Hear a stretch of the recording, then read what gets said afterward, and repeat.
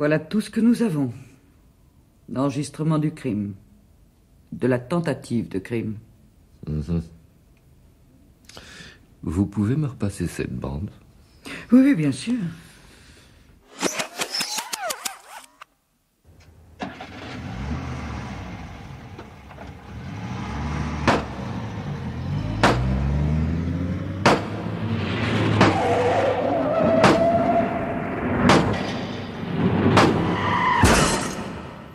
Alors, inspecteur? C'est un très bon enregistrement. Très bon. Il est rare que l'assassin laisse un enregistrement de son crime. Il l'a même fait en stéréo, nous sommes gâtés. Où a-t-on trouvé cette bande-là? Dans la loge du gardien de l'usine. Il y avait une bande toute tordue sur une table, on a failli l'acheter. C'était ça. Oui. Et d'après vous, l'assassin voulait la faire disparaître ou bien il l'a laissée à notre intention? Oh, il l'a laissée à notre intention. Il est un peu comme sa bande, il est tordu. D'ailleurs, sa façon de tuer est également assez compliquée. De tuer? Il n'a pas tué. À ma connaissance, la victime est encore en vie. Il a raté son coup. Elle est en vie. Tout juste. Il aurait mieux valu que M. Axel meure. Il a été atteint à la moelle épinière. D'après les médecins, il est condamné à une vie végétative. C'est horrible. Alors, inspecteur, vous vous chargez de l'enquête? Dubois? C'est lui que vous aviez... Ah, ça, non, je lui ai retiré l'affaire, hein. Pour expliquer la tentative de meurtre du PDG, il m'a fait tout un exposé sur la lutte des classes. Vous n'allez pas me dire que c'est un ouvrier ou un employé qui a voulu tuer Axel? Je ne sais pas, c'est pas impossible. Si, c'est impossible. La tentative de meurtre est trop sophistiquée. Vous prenez le dossier et la bande et vous me dites demain matin ce que vous en pensez. Ah non, mais ce soir, moi, je devais... Tant pis, vous annulerez. Inspecteur, je veux votre premier point de vue sur l'affaire demain matin, c'est entendu? C'est entendu, madame la commissaire. Madame le commissaire. C'est comme ça qu'on dit. Vous ne lisez pas les notes de service?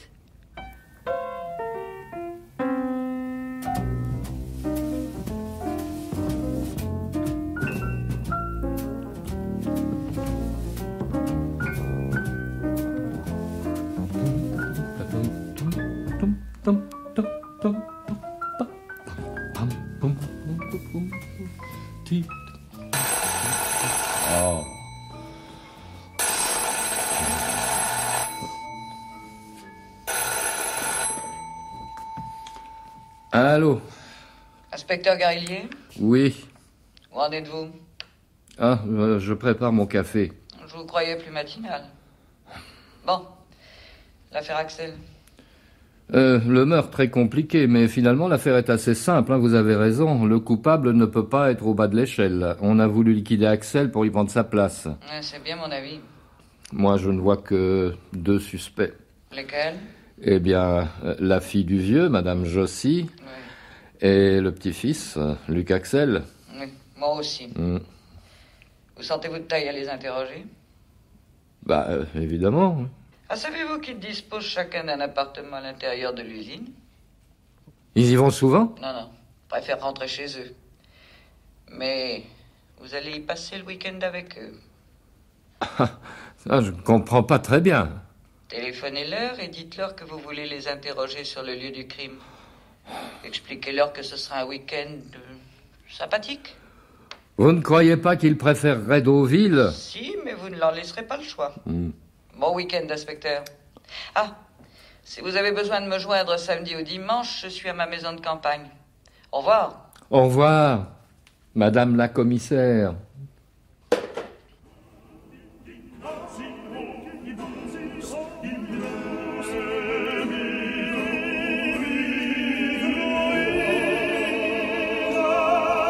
Inspecteur, vous n'allez pas me priver des vêpres de Monteverdi. Mais non, madame, mais non, vous ferez ce que vous voudrez, seulement arrêtez cette musique au moins quelques instants.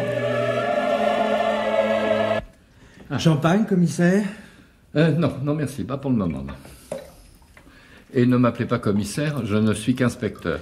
Inspecteur, jusqu'à quand comptez-vous nous retenir prisonniers dans notre usine? Je ne sais pas. Juste le temps de faire vos interrogatoires. Mais nous avons déjà été interrogés par l'inspecteur Dubois. Oui, Dubois. oui. J'ai lu vos dépositions. Seulement, je dois vous questionner à nouveau. Ah oui, c'est un ordre de la commissaire. Pauvre monsieur Garillet, on ne fait pas ce qu'on veut dans la police. Ah, ça. Je vous avoue que j'aurais préféré passer un autre week-end. Oh, mais moi aussi. J'ai laissé mon mari partir avec les enfants. Il avait l'air content d'aller en Sologne sans moi. En tout cas, je vous remercie, madame, d'être restée. Et vous, monsieur Axel, vous aviez d'autres projets? Non. Oh, lui, il est toujours dans l'usine à chercher des idées ou à jouer avec les ordinateurs. Ma tante a raison. L'usine vide pendant le week-end, c'est ce que je préfère. Je me promène partout, je rêve d'améliorer ça ou ça. Mes meilleures idées me viennent à ce moment-là. Mon grand-père lui-même le disait. Inspecteur, je tiens à dire que nous vous recevons aujourd'hui par bienveillance. Notre famille a toujours été très respectueuse de la loi et de ceux qui la représentent, mais permettez-moi de m'étonner malgré tout. Ni moi ni mon neveu n'étions là au moment de la tentative de meurtre. Il me semble que la police devrait chercher ailleurs. Oui, en effet, oui. Vous avez déclaré l'un et l'autre avoir quitté l'usine. Oui. Mais ni l'un ni l'autre n'était rentré chez lui au moment précis du crime. À quelques minutes près, nous étions de retour chez nous. Or, je suis arrivé chez moi à 8 heures, et Luc aussi à quelques minutes près. Comme nous habitons fort loin de l'usine, nous sommes nécessairement innocents. Tu es gentil de répondre pour moi, ma tante. Ce que je sais, c'est que je suis innocent. Mais toi, perverse comme tu es... Luc, mais tu es fou! Je plaisante, ma tante. Tu ne comprendras donc jamais mon humour? Ah, inspecteur, excusez-moi, mais c'est déjà la fin de la journée. Comment allons-nous organiser la soirée? Puisque nous sommes dans mon appartement, je propose que nous y restions. Nous pourrions dîner tous les trois dans 1 heure environ. Oh, ce serait un repas très simple. Nous pourrions parler de cette malheureuse affaire en écoutant de la musique. Non, je vous remercie, mais je suis là pour des interrogatoires, n'est-ce pas?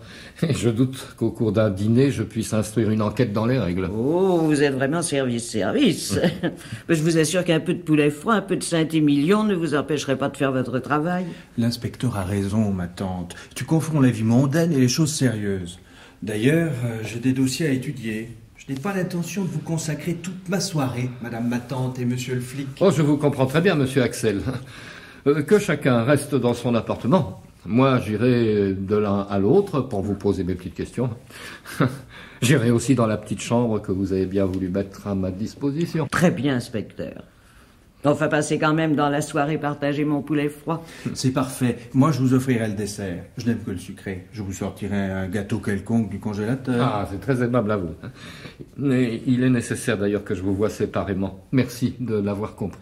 Alors, bonsoir, commissaire. Oh, pardon, inspecteur. Excusez-moi, monsieur Axel, mais j'aimerais qu'on marche un peu dans les allées de l'usine, tous les deux. Tout de suite? Oui, tout de suite. Moi, je suis comme vous, j'aime bien marcher. Allons-y vite, j'ai mes dossiers. À tout à l'heure, inspecteur. À tout à l'heure.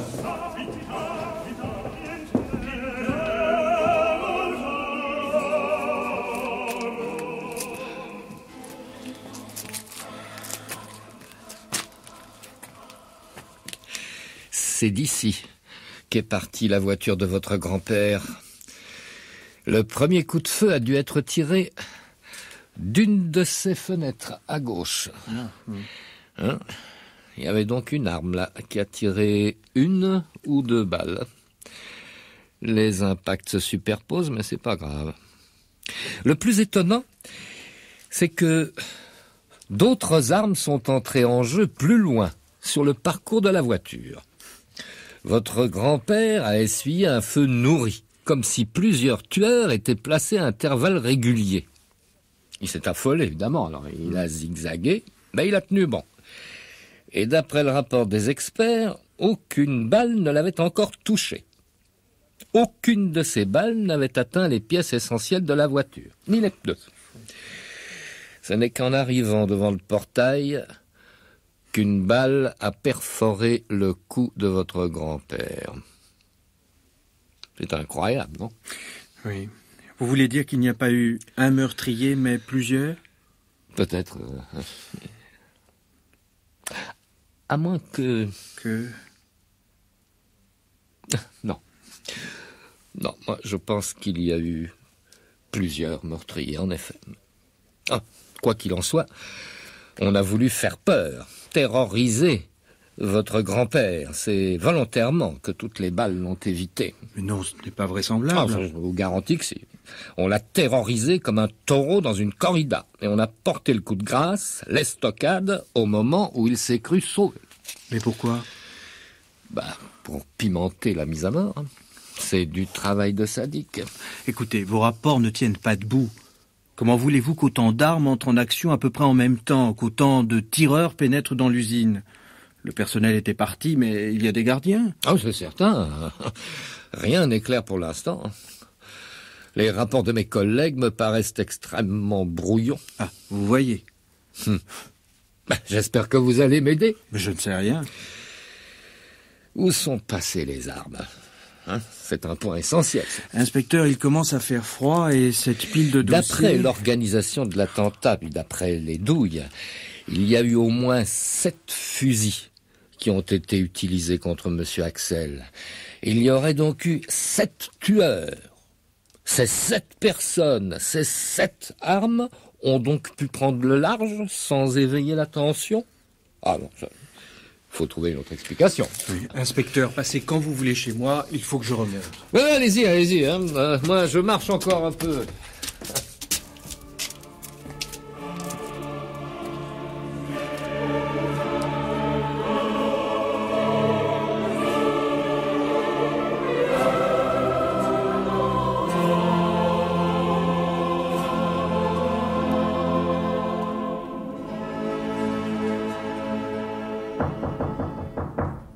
Entrez. Monsieur l'inspecteur, déjà là? Mais je ne suis pas prête pour le dîner. Oh, mais c'est sans importance. Je viens juste pour vous poser quelques questions, puis après, j'irai méditer dans ma chambre. Ah, cette affaire est si embrouillée. Asseyez-vous. Merci. Je n'ai plus de champagne, je l'ai fini. Voulez-vous autre chose? Ah non, merci. Madame Jossy, comment vont les usines Axel? Oh, assez bien. Les réservoirs à pression sont un peu victimes de la crise actuelle de la sidérurgie, mais le besoin grandissant d'énergie sous forme de gaz comprimé fait que nous faisons face à la situation sans trop de dégâts. Non, nous sommes plutôt bénéficiaires. Et qui dirige l'usine maintenant que M. Axel est dans l'incapacité de reprendre ses fonctions? 5 personnes sont en mesure de succéder à mon père. 3 personnes qui ne sont pas de la famille et qui dirigent différents départements. Mais dans la pratique, mon neveu et moi prenons les décisions au plus haut niveau. D'ailleurs, nous possédons la majorité du capital. Depuis toujours, la famille Axel a fait en sorte que son entreprise ne lui échappe pas. Et comment était votre père? À 73 ans, n'était-il pas un chef d'entreprise un peu dépassé? Oh, mais non. Il m'étonnait par sa faculté d'adaptation aux nouvelles donnes de l'économie mondiale. Vous vous entendiez bien? Oh, pensez donc. C'était son unique fille, qu'il m'adorait. S'il y a eu des désaccords entre nous, ce fut toujours sur des points de détail. On se retrouvait toujours pour l'essentiel. Mais je ne comprends pas très bien la façon dont vous menez votre enquête. Vous ne soupçonnez que les membres de la famille, que ceux qui aimaient profondément mon père, mais il reste tous les autres. Les rares ennemis de mon père occupent des postes au sein du conseil d'administration.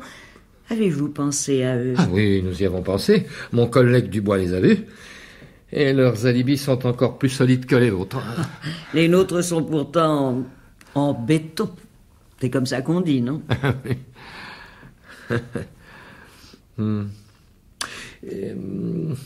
Pardonnez-moi la brutalité de ma question, mais vous n'aviez aucune raison de vouloir tuer votre père. Oh, cette question est intolérable, inspecteur. Vous ne voyez donc pas ma peine. Dès que je suis seul, je pleure. Mon pauvre père. Pauvre papa. Et votre neveu? Il avait des raisons d'en vouloir à M. Axel? Oh, mais non. Luc aime énormément son grand-père, enfin, c'est pas pareil. Entre eux deux, il y a une telle différence d'âge. Ils s'entendaient pas? Oh, si. Il fallait les voir tous les deux partir dans la même voiture pour inspecter nos usines de province. Mais... Mais quoi? Vous ne prenez vraiment pas un whisky? Ah, non, non, merci. Je peux en prendre un? Ah, oui, évidemment. Seulement, expliquez-vous, hein? Oui. Votre santé, inspecteur. Non, ce que je veux dire, c'est qu'il y a parfois eu, oui, des prises de bec entre mon père et Luc. Luc est un jeune loup qui n'est pas satisfait des résultats de l'entreprise. Oui, mon père et Luc se disaient leur vérité, puis ils se réconciliaient. C'était un comportement très sain. Ouais, mais ils se disputaient quand même. Vous, si vous voulez. À quand remonte la dernière dispute? Oh, attendez. Qu'est-ce que c'est que ça? Ah, quelque chose a dû tomber dans la cuisine. Je vais voir. Oui, je vous accompagne. Non, mais non, restez. Si, je viens. Ah, vous voyez, ça n'est rien. C'est une casserole qui est tombée du buffet. Oh mon Dieu. On a fait glisser une assiette en porcelaine et je tiens tant à ce service. Oh, il est depuis 200 ans dans la famille. Mais nous sommes vraiment seuls dans l'usine? Oh, absolument seuls. Il y a Luc, il y a vous, il y a moi. Ah, il y a aussi le gardien à l'entrée principale, mais il est très loin. Non, absolument seul dans cette usine qui fait plusieurs kilomètres carrés. Bon, regagnons le salon, inspecteur.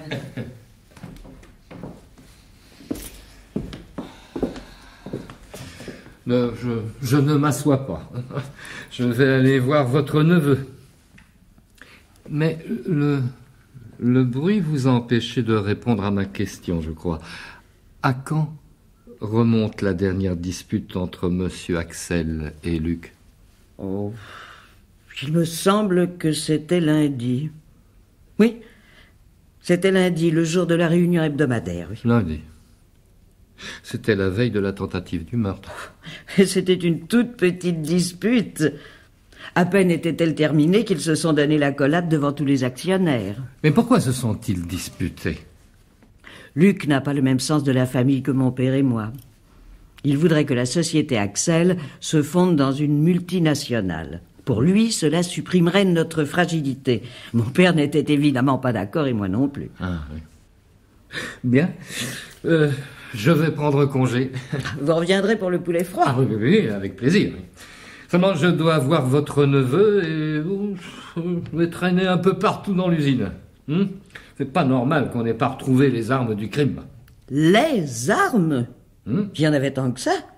Ah ben, selon moi, il y en avait beaucoup. Le criminel n'a pas pu tout faire disparaître. Pourtant, vos collègues ont cherché toute cette semaine. Bah oui, mais ils n'ont rien trouvé. À tout à l'heure, Madame Jossi. Oui, à tout à l'heure, inspecteur.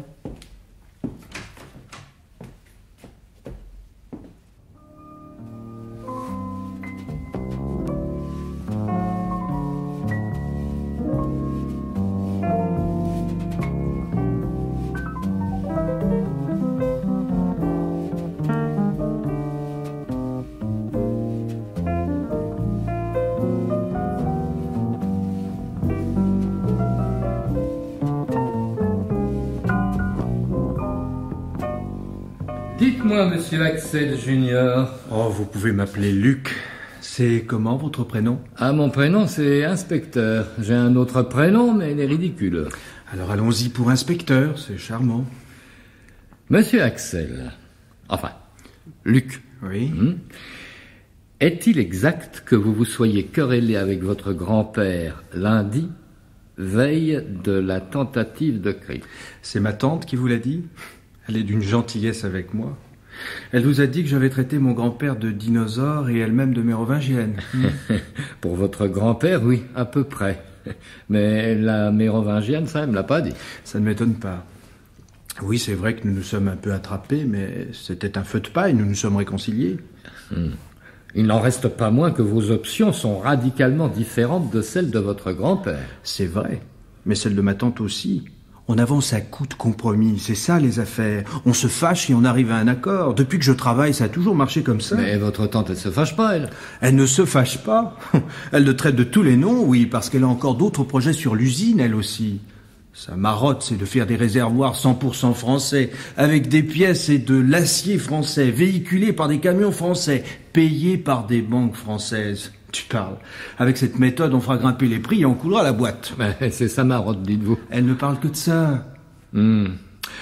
Et excusez-moi, Luc, de faire mon boulot de flic, mais est-ce que cette marotte pourrait avoir poussé Madame Jossy jusqu'au meurtre?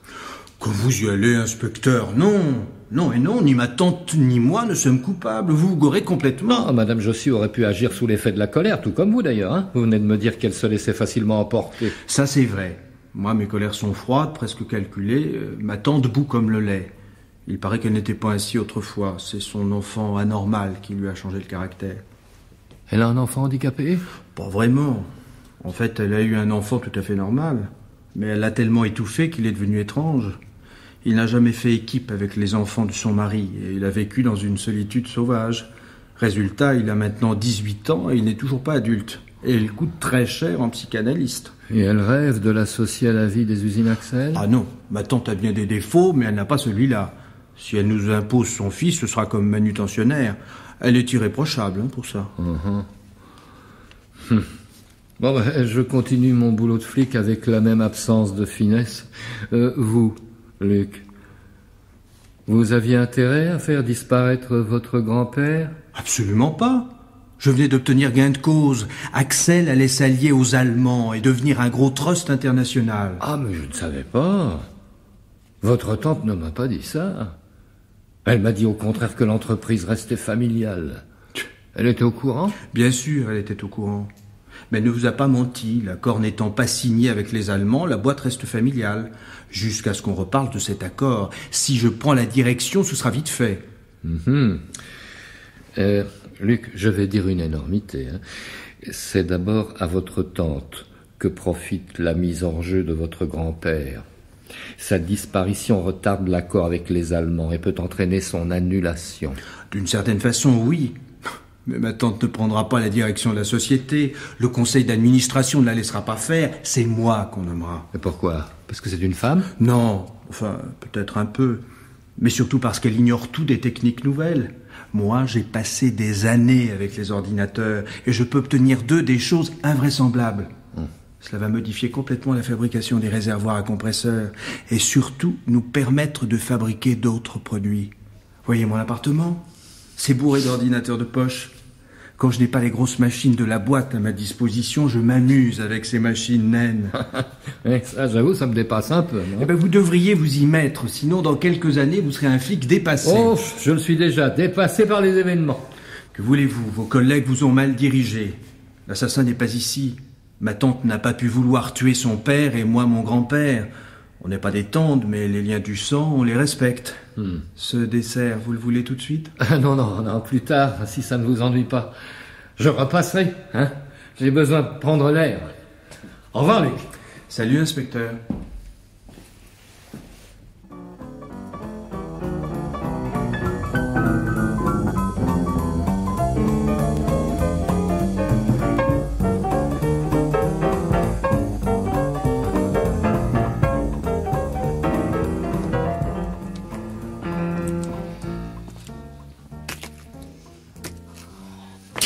Merde. Je comprends rien.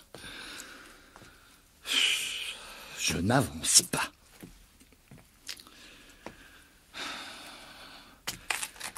Le meurtre du vieux devait profiter également à la tante et au petit-fils. En liquidant Axel, la tante empêchait la signature du contrat avec les Allemands et avait une chance de prendre la direction de la boîte. Luc, lui, se débarrassait d'un vieillard dont il désapprouvait les méthodes et avait encore plus de chance de lui succéder. Lequel a voulu tuer? Honte de Dieu. Hein. Ils mentent bien tous les deux.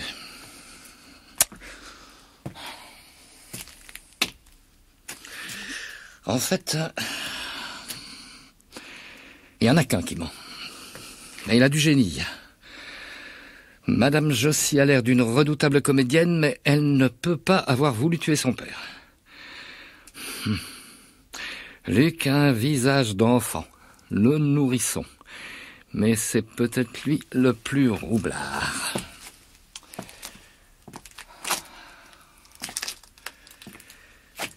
C'est sur cette ligne droite que la voiture d'Axel a été prise dans une ligne de feu.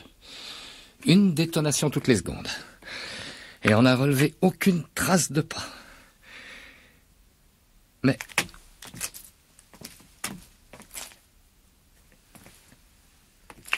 il y a une marque, là. Qui est là? Qui est là? C'est vous, Luc? Madame Jossy? Eh ben, répondez! Répondez! Attendez-moi!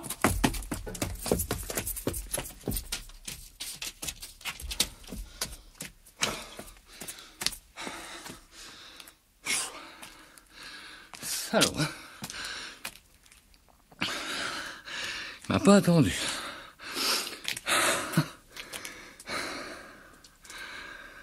À moins que ce soit un chien.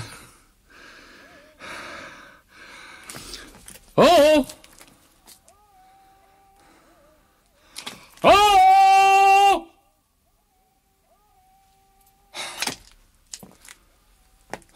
Je m'égosille pour rien, là. Eh oui, il y a une marque. Il y a une marque sur cette arcade. Il y a une marque. Juste une éraflure. C'est là qu'on a placé les armes. C'est évident. Et on a dû placer un fusil à chaque arcade.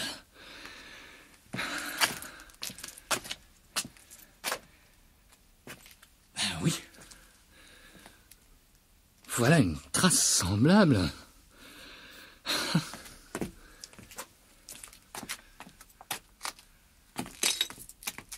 Et puis, une autre plus loin. Et encore une autre. Toutes ces arcades ont été équipées d'un fusil sur 200 mètres lundi soir. Je verrai ça demain quand il fera jour.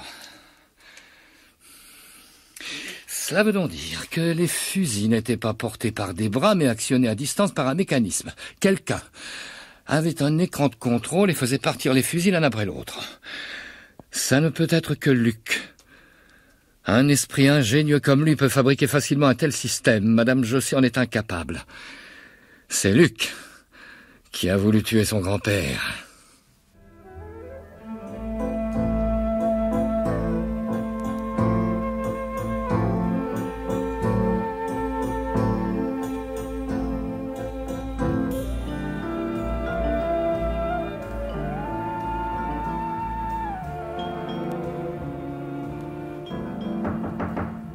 Entrez. Ah, inspecteur, le poulet est servi. J'ai changé de musique, j'en avais assez de Monteverdi. Ah, ce tango me rappelle des souvenirs.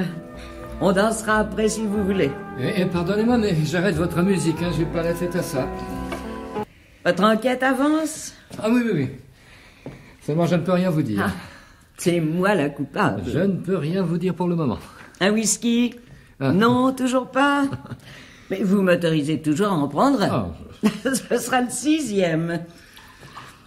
Madame Jossy, vous ne m'aviez pas dit que votre père s'apprêtait à conclure un accord avec un groupe allemand? Comment? Mon père allait signer avec les Allemands? Ben oui, vous ne le saviez pas. Mais non, vous tenez ça de Luc? Oui, et il affirme que vous étiez au courant. Mais enfin, ce petit dit n'importe quoi. Et il veut me mettre le meurtre sur le dos. Être au courant d'un accord commercial ne vous transforme pas automatiquement en coupable. Si, mais si tout le monde sait qu'une telle nouvelle me rendrait folle, je ferai un malheur, je ne sais pas n'importe lequel. La société Axel est une société familiale et française exclusivement. Dites-moi que ce n'est pas vrai. D'après votre neveu, c'était l'intention de votre père. Mais son retrait involontaire retarde la signature de l'accord. Oh mon Dieu. Mais ils ont tramé ça dans mon dos. Ah bien, heureusement que vous êtes venu, inspecteur. Sans vous, je n'aurais rien su. Bon, écoutez, installez-vous, prenez du poulet froid, prenez de la mayonnaise. C'est de la mayonnaise en tube, mais c'est tout ce que j'ai, il faut être indulgent. Merci, mais c'est très très bien ça. Vous serez gentil de déboucher le Saint-Émilion. Oui, volontiers. Vraiment, vous n'étiez pas au courant? Enfin, je vous assure. Bravo. Eh bien, servez-nous tous les deux. À votre santé, encore une fois, inspecteur. Vous n'avez pas bougé d'ici, tout à l'heure? Non. Que voudriez-vous que j'aille faire? Oh, cette usine vide fascine Luc, mais elle me déprime. Ah, heureusement, je suis bien dans mon appartement. Et mangez le poulet, mangez. Oui, ça parce que il m'a semblé que quelqu'un se promenait, que je n'étais pas seul. Bon, c'était pas vous, hein. C'était peut-être le chien du gardien. Oh, peut-être, mais en principe, les chiens du gardiennage ne sont pas laissés en liberté. Ils ne se déplacent qu'accompagnés d'un vigile. Non, c'était plutôt Luc. Oh, il doit suivre de très près votre enquête. Ah, j'ai appelé, personne n'a répondu. Hein. Luc a dû être vexé d'être repéré. C'est un garçon qui s'entoure d'un certain mystère. Moi-même, je ne parviens pas à tout savoir de la vie de mon neveu. Votre présence doit le gêner horriblement. Nous sommes absolument seuls dans cette usine. Oh, absolument. Vos enfants ne sont pas là. Je vous ai dit qu'ils étaient partis avec leur père en Sologne. Même le fils que vous préférez? Que voulez-vous dire? Ce que je viens de dire. Même le fils que vous préférez? C'est Luc qui vous a parlé de lui, oui, bien sûr. Et il m'a accablé, n'est-ce pas? Il a mis cela au compte de mes défauts. Luc vous a dressé une caricature de moi, je suppose. Oui, il cherche à faire peser vos soupçons sur moi, ça j'en suis sûr. Il est ignoble. Moi, je n'ai pas proféré une parole contre lui. Vous pouvez en témoigner, inspecteur. J'aime mon neveu en dépit de ses grands airs. Il se prend pour le Ford du réservoir à compresseur. Je l'aime, et je le soutiens quand même. Je vous demandais si votre fils n'était pas dans l'usine. Mais bien sûr que non, il est parti avec les enfants de mon mari. Inspecteur, je suis une mère, et j'ai le droit d'aimer mon fils. Oh, madame, nous n'avons pas à en discuter. Mais je vous en parle néanmoins. Paul a été un enfant difficile, diminué intellectuellement. Je l'ai couvé, c'est vrai. Mais il y a maintenant entre nous un amour, une compréhension comme il y en a rarement entre une mère et un fils. Oh, cela fait rire Luc, mais me comprendra plus tard. Revenons à notre enquête, madame. Je ne peux pas vous dire vers qui vont mes soupçons, mais je peux vous révéler comment la mort de votre père a été préparée. Qu'avez-vous découvert? Il faudra pousser l'investigation un petit peu plus loin, mais je crois avoir compris la façon dont on a organisé l'attentat. C'est tout simplement un mécanisme diabolique qui a permis au meurtrier de faire fonctionner à distance un certain nombre d'armes placées sur le parcours de M. Axel. C'est donc le travail d'un ingénieur. C'est vraisemblable. Dans un premier temps, j'ai pensé que cette personne, l'ingénieur, devait être là. Mais il n'est pas impossible que le mécanisme soit si perfectionné qu'il pouvait très bien se mettre en route en l'absence du meurtrier. Je ne vois pas comment. Non, moi non plus, mais enfin, je suis sûr que c'est possible. J'aurais un minimum de formation technique, je développerais mon hypothèse, mais là, je sèche. Cependant, je suis persuadé d'être sur la bonne voie. Comme vous êtes vague, inspecteur, c'est grave d'accuser des gens sur des idées aussi confuses et si peu crédibles. Je ne vous accuse pas. Je croyais. Non. Je fais simplement remarquer que si mon hypothèse est juste, le fait d'avoir été absent au moment du crime n'est pas une preuve d'innocence. Mais c'est bien ce que je disais. Bon, vous ne voulez plus de poulet, Non, merci, j'ai plus faim. C'est très très bon. Calmez-vous, Madame Jossi. Encore une fois, je ne vous accuse pas. Et pour une bonne raison. Vous n'êtes pas en mesure d'imaginer de fabriquer un tel engin. Vous avez une culture juridique. Je me suis renseigné. Vos connaissances scientifiques sont pratiquement nulles. Ah, mais alors, vous soupçonnez mon neveu? Mais je n'ai rien dit, hein. Oh non, écoutez, ne le soupçonnez pas, je vous en supplie. Ça, il est innocent, j'en ai la conviction. Même si les apparences sont contre lui. Ah, les apparences sont contre lui, en effet. Mais il est innocent. Inspecteur, excusez-moi de m'être parfois emporté. Et reprenez du vin et restez. Seulement, jurez-moi que Luc ne sera pas soupçonné. Mais madame, moi je n'ai rien affirmé. Enfin, je vais le voir et nous discuterons comme des amis.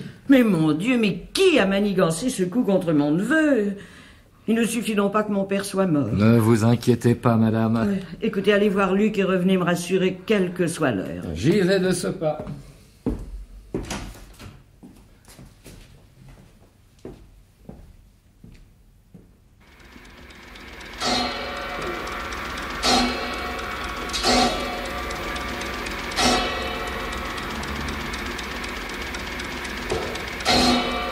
Ah, inspecteur, je vous avais oublié. Vous venez pour le dessert? Non, pas vraiment. Ça tombe bien, je l'ai fini il y a un quart d'heure. Oh, c'était un gâteau meringué, pas mauvais pour du surgelé. J'ai pensé que vous n'en viendriez plus. Je me suis mis au travail, il faut que je modifie les meubles de mon atelier. Je vous offrirais bien à boire, mais je n'ai rien. Je ne bois pas. Oh, j'ai assez bu chez votre tante. Luc, Oui? j'ai encore quelques questions à vous poser. Bon, d'accord, je lâche ma scie.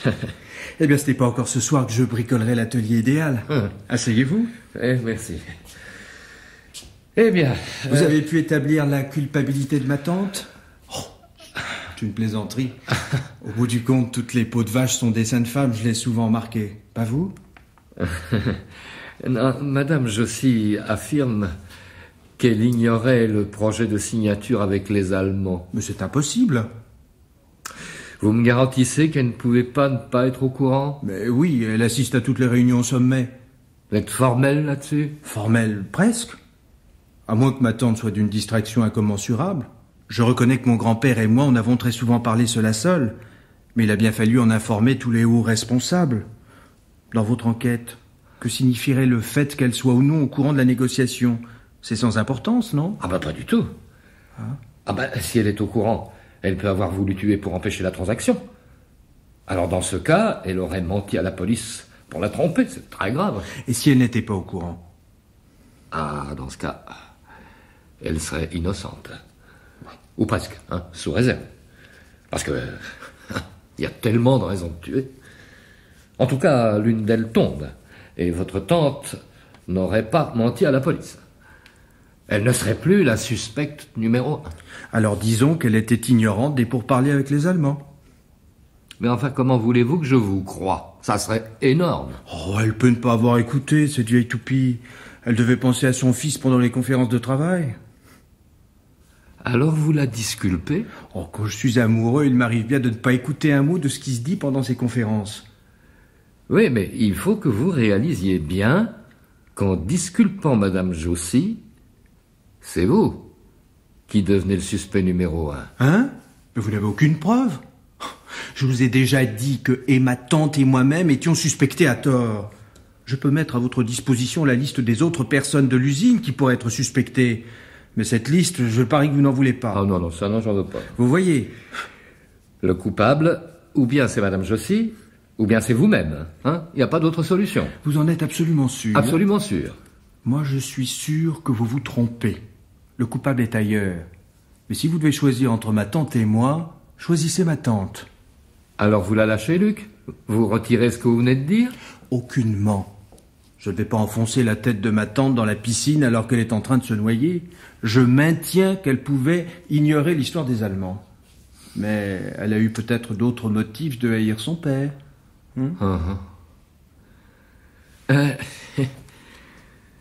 Faisons un peu de technique. Oui. Oui, je voulais vous demander... Est-ce qu'on pourrait fabriquer une machine qui se mettrait en marche en l'absence de tout ouvrier et qui accomplirait, disons, 15 actions différentes successivement? Vous voulez dire qu'elle répéterait toute la journée 15 actions différentes dans le même ordre? Dans un ordre préétabli, oui.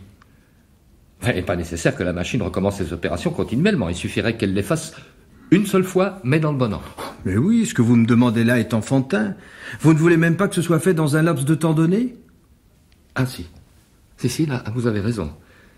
Il faudrait que ce soit réalisé dans un temps calculé au 10e de seconde près. Oh, mais rien de cela n'est difficile. La semaine dernière, j'ai précisément dessiné ce genre de machine. L'appareil se déclenche à un signal optique et une série d'éléments se mettent en marche chacun à leur tour. À la fin du cycle, le réservoir est équipé de ces pièces, recouvert d'anti-rouille, peint, prêt à livrer. Oh, c'est un projet que nous pourrons réaliser dans quelques mois. Mais dites-moi, c'est une machine à tuer, ça? Non, il n'y a pas d'ouvrier. Ça ne peut blesser personne. Eh bien, c'est pourtant cette machine-là qui a blessé grièvement votre grand-père. Que dites-vous? Mais c'est un projet. J'en ai fait la programmation sur un ordinateur, mais il y a encore toute une réflexion technique à faire qui va prendre beaucoup de temps. L'attentat contre M. Axel s'est pourtant passé ainsi. La succession des coups de feu a été programmée et quelque chose a mis en marche le programme à distance, mais je ne sais pas quoi. Mais le départ de la voiture, s'il y avait un programme informatique, le mouvement du véhicule a donné le signal du départ. Vous avouez? Mais je n'avoue rien. J'explique ce que vous me racontez. Je vois maintenant comment c'était organisé. Le temps de passage de la voiture avait été calculé. On savait que sous l'effet de la peur, mon grand-père accélérerait. On connaissait les performances de la voiture. Ah, dans ces conditions, on ne pouvait pas le rater. Écoutez, Luc, je suis désolé, mais je considère toutes vos déclarations comme des aveux. Vous êtes idiot ou quoi, inspecteur? Si j'étais coupable, est-ce que je révélerais mes procédés? Comment ont-ils fait partir chaque fusil? Ça y est, j'ai trouvé. C'est un vieux truc que j'utilise souvent dans d'autres circonstances. Chaque arme est équipée d'un récepteur. Au signal de l'émetteur, elle entre en action. Il avait la peau dure, mon grand-père, pour ne pas mourir après un tel régime. J'ai beaucoup de mal à vous croire, Luc. Mais vous ne comprenez pas qu'on m'a volé mon idée. On a pris mon programme industriel pour en faire une véritable machine de guerre. Mais enfin, qui? N'inventez pas n'importe quoi. J'ai beaucoup de sympathie pour vous, depuis que je vous observe, malgré vos attitudes de fils de riche, mais je ne peux rien pour vous. Vous seul pouviez imaginer... Inspecteur, vous ne me pardonnerez donc jamais d'avoir mangé le gâteau meringué sans vous? Mais ouvrez les yeux, bon Dieu. C'est ma tante qui m'a piqué mon programme et l'a adapté pour tuer. C'est ma tante, ma chère tante. Mon Dieu, quand je pense que j'ai voulu la blanchir, elle était au courant avec les Allemands. Ah, vous pouvez l'inculper pour outrage à magistrat. Elle s'est fichue de vous, de moi, cette adorable sainte et martyre. Mais enfin, votre tante ne connaît rien à l'informatique. Elle a dû apprendre. Vous dites vraiment n'importe quoi. J'ai trouvé. C'est son fils. Ce débile mental? Il n'est pas débile mental. Il est en psychanalyse, mais ça n'empêche pas de comprendre l'informatique, inspecteur. Il n'arrêtait pas de me suivre toute cette année. Mes expériences le passionnent. Sa mère n'a eu qu'à lui expliquer son idée et il est allé installer les armes et les émetteurs. Luc. Oui. Vous me jurez que vous ne me racontez pas de boniment? Je vous le jure. Inspecteur, vous n'avez pas peur? Écoutez le silence de cette usine. Écoutez. Il y a quelque chose qui se prépare. Ma tante est peut-être derrière cette porte. Elle ne va pas nous laisser en vie, ni vous, ni moi. Elle est terrible, vous savez, aussi terrible que gentille. Allô? Luc, Oui? tu vas bien? Tu travailles bien? Est-ce que tu peux me passer l'inspecteur? C'est Merci. elle. Elle veut vous parler. Allô? Oh, inspecteur, vous êtes là, quelle chance.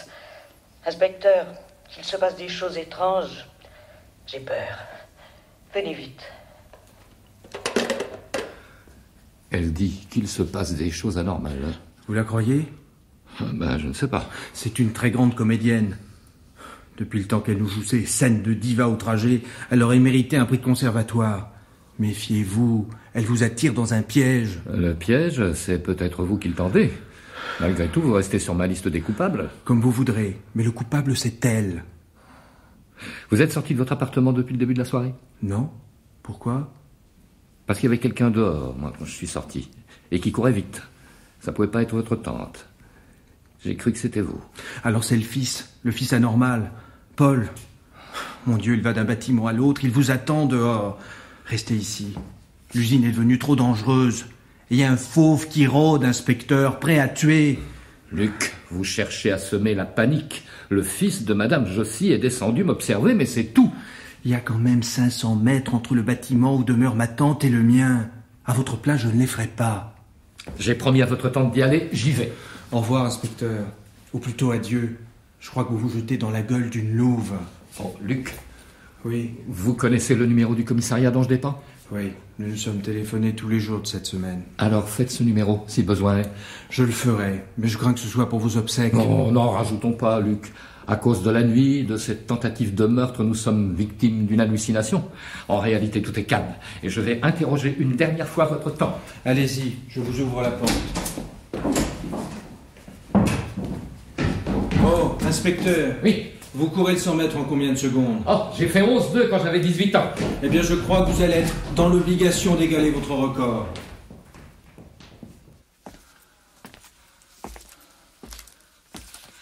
Y a quelqu'un? Paul? Paul? Si vous êtes là, montrez-vous.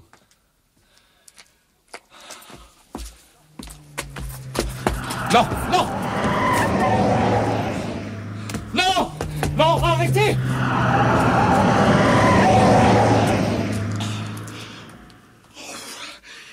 Oh, il m'a raté. Il m'a raté, je lui ai échappé. Je suis en vie.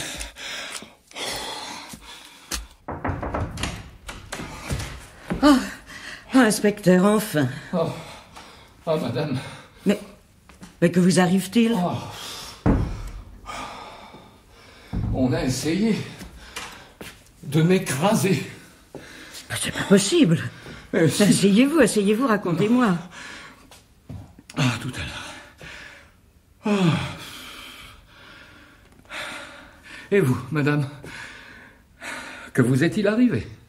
Oh, rien, seulement des bruits. Comme si l'usine craquait de partout. Comme si l'on cherchait à me faire peur. Des bruits de pas, des bruits de chute, et chaque fois que j'ouvre la fenêtre, rien. Rien que le silence de l'usine, mais angoissant. Une frayeur qui vous traverse les os. Oh. Mais vous avez entendu l'automobile qui a essayé de m'écraser? Mais non, je n'ai entendu que des bruits indistincts. Non, pas de moteur. On a vraiment essayé de vous écraser? Mais oui, 2 fois. D'abord, la voiture s'est jetée sur moi. J'ai pu l'éviter. Puis j'ai couru. Le conducteur m'a pris en chasse, heureusement. Le temps qu'il fasse demi-tour pour revenir sur moi, j'avais atteint votre entrée. Inspecteur, vous êtes sûr que vous n'avez pas rêvé? Mais enfin, vous ne voyez pas dans quel état je suis? Oui, je vois, mais nous pouvons être victimes d'hallucinations. Cette immense usine vide nous fait perdre le contrôle de nous-mêmes. Oh, j'ai bel et bien été attaqué, madame. Vous avez vu le conducteur de la voiture? Non, je ne pouvais rien distinguer dans le noir. Mais j'ai eu l'impression qu'il était masqué.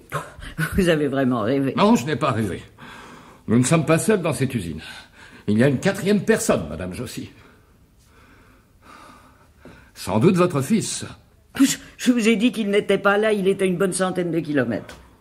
Mon enquête n'est pas terminée, mais je vais vous donner ma version des faits. Ah, enfin. La mort de M. Axel a été programmée sur ordinateur. Elle a échoué, mais le résultat satisfait quand même le meurtrier.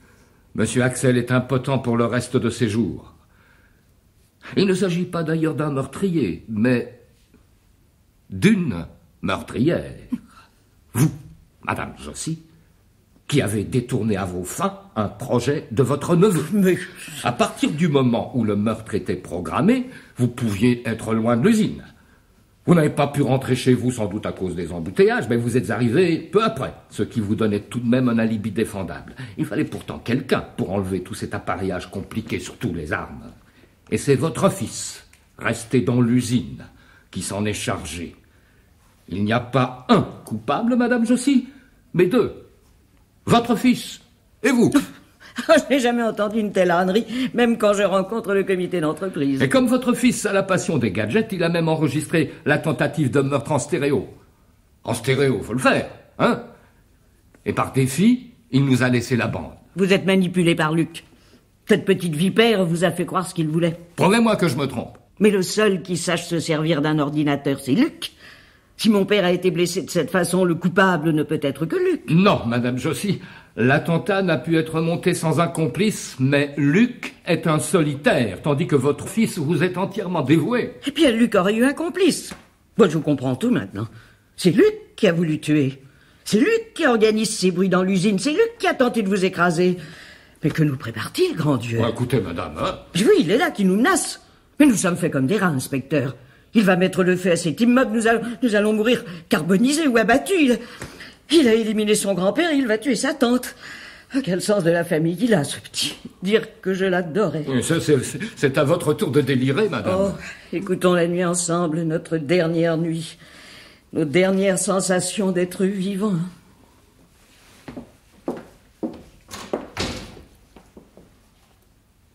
Quel silence. Il n'y a même pas un souffle de vent. En dépit de tout, j'aime la nuit ici. Et vous? Un coup de feu. Vous êtes sûr? Oui, on a tiré. Je vais aller voir. Vous n'irez pas, inspecteur. Connaissez-vous la marque de l'arme que j'ai à la main? Allez, reculez, et vite. C'est un lugère en très bon état et je viens d'enlever le cran d'arrêt. Comme vous venez de l'entendre, mon fils Paul vient de tuer mon neveu Luc. Je m'étais promis de tuer 2 personnes ce soir si vous découvriez la vérité, Luc et vous. C'est votre tour, inspecteur. Mais vous n'avez pas besoin de me tuer. Attachez-moi et partez.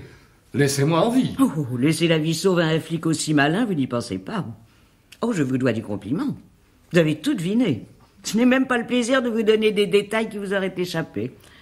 La préparation du crime s'est passée exactement comme vous me l'avez décrite.